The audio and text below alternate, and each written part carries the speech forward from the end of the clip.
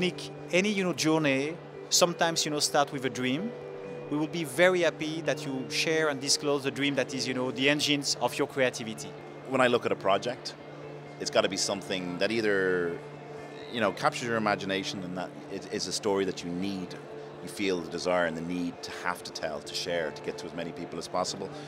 And it's got to be something that that you can believe in for the period of time it's going to take to be able to make it, because making films is can be a very long and drawn-out process. I mean, if I can expand, my last completed project was a feature documentary called The Summit, which won at Sundance in 2013, and it was about the 2008 expedition to K2, where 11 climbers were killed.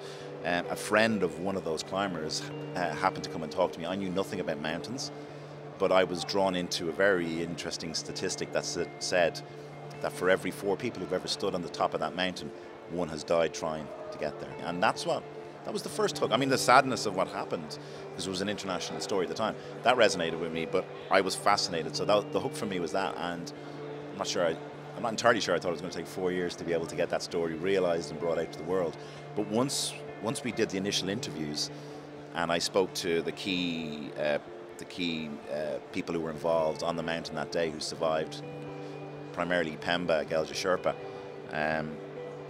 I knew I had to tell that story. I had to get that story to as wide an audience as possible, and that meant making a film that was as accessible to not just people who were interested in mountains and climbing, but because of what these people had done on that mountain. What was really important was to get their story told to the world.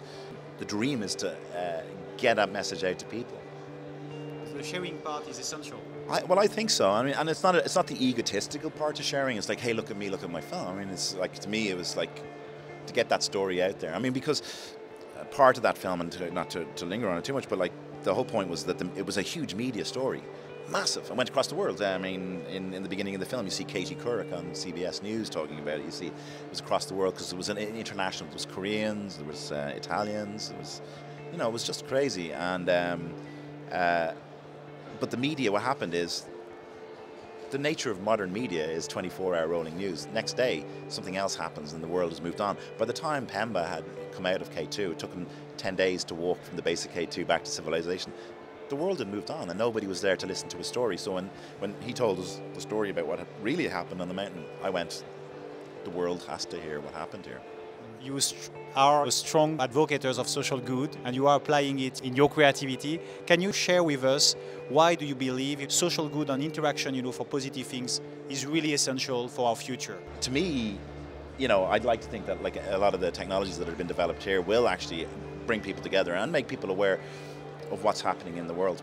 And actually, it's quite funny to go back to the story. I mean, one of the interesting things of, say, something like 1916 is, like, in a city where there was an uprising, a rebellion, people didn't know what was going on. Nowadays, a rebellion could start on the other side of the world, and in minutes we know what's happening, and it's been telecast and it's been shown on phones, and that's brilliant in one way, I think. But it has changed the way that I think part of the interesting aspect of trying to tell that story will be for modern day audiences to look at it and kind of go, well, why didn't they just, and they won't connect to the fact that they had no way of just picking up a phone or texting somebody.